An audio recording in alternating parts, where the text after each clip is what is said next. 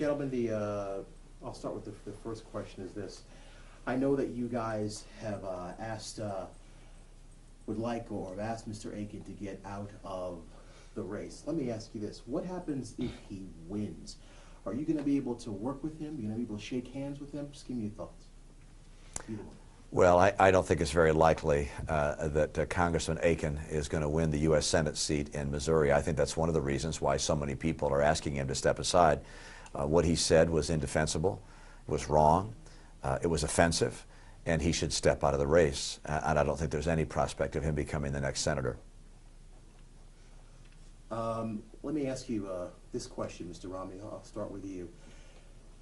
If you are elected President of the United States, and we're talking about a President Romney, and you get the chance to put 2 justices on the U.S. Supreme Court, and your justice is the deciding vote to overturn Roe v. Wade, you comfortable with that?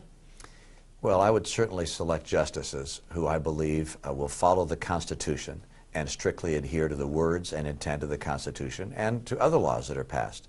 And I certainly hope that down the road a Supreme Court takes an action to overturn Roe v. Wade and return to the states and to the citizens and their elected representatives the choice on abortion. I don't think this is something which should be decided by the Supreme Court. They today treat this as settled law. I believe the Supreme Court should return to the people and their elected representatives matters relating to an issue this significant. Mr. Ryan, question for you, sir. You good? Mr. Ryan, question for you. When we talk about taxes, okay, we're talking about cutting taxes. What do you say to the, Mr. Obama likes to talk about that you guys want to cut taxes for millionaires and billionaires. He likes to say all the time, use that.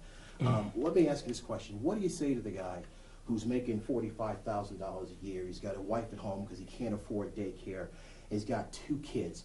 Why are tax cuts for, quote, millionaires and billionaires, Mr. Obama likes to say, why do we need tax cuts? When President Obama talks about this issue, what he doesn't tell people is he's proposing a massive tax increase on successful small businesses. Let's not forget that 8 out of 10 of our businesses in America, they file their taxes as individuals. And President Obama is promising in January a tax rate on successful small businesses above 40%.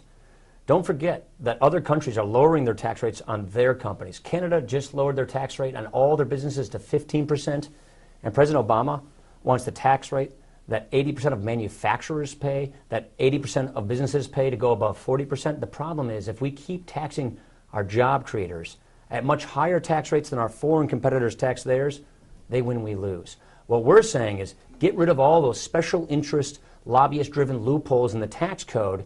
That means more revenue comes in, and you can lower tax rates on everybody, families and small businesses. We think that's the best way to have job creation. You don't lose revenue. You actually get more revenue because more people go back to work.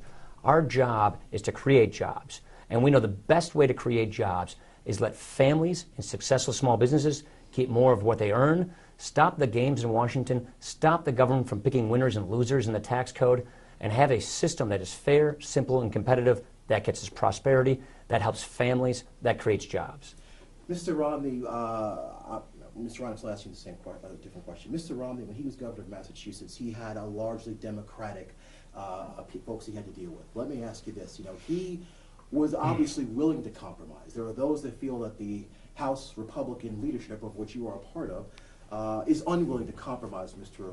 Obama. Are you willing to, if you are elected vice president, to compromise with Democrats? To move of course. Look, compromise is, finding common ground is necessary to getting things done.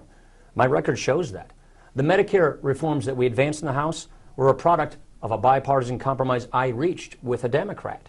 They come from the Clinton Commission that was bipartisan to save Medicare for the future. Here's the issue.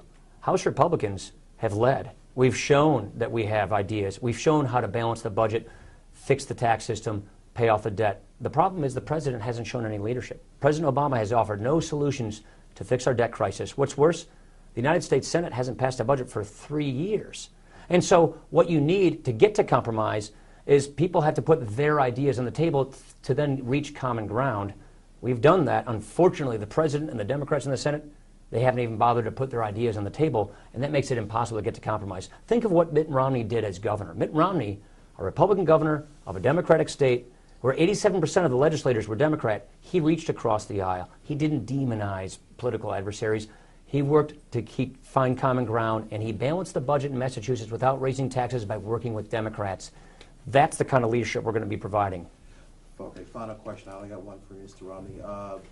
Is there anything in the past 3.5, nearly 4 years that you would say, besides his family, talking about policy-wise, that Mr. Obama has done right? Oh, yes, there are a number of things that the president has done correctly. There are many that he has not, of course, but I think the decision to go after Osama bin Laden was correctly taken. I also respect the additional use of drones in going after some of the leaders of al-Qaeda. I also supported the surge in Afghanistan. Now, there were some ways in which I disagreed with the president, even on something like the surge. I think when the military asked for at least 40,000 troops, I would have been inclined to provide at least 40,000 troops. He instead cut that to 30,000. But have there been some decisions he's made that I agree with? Absolutely.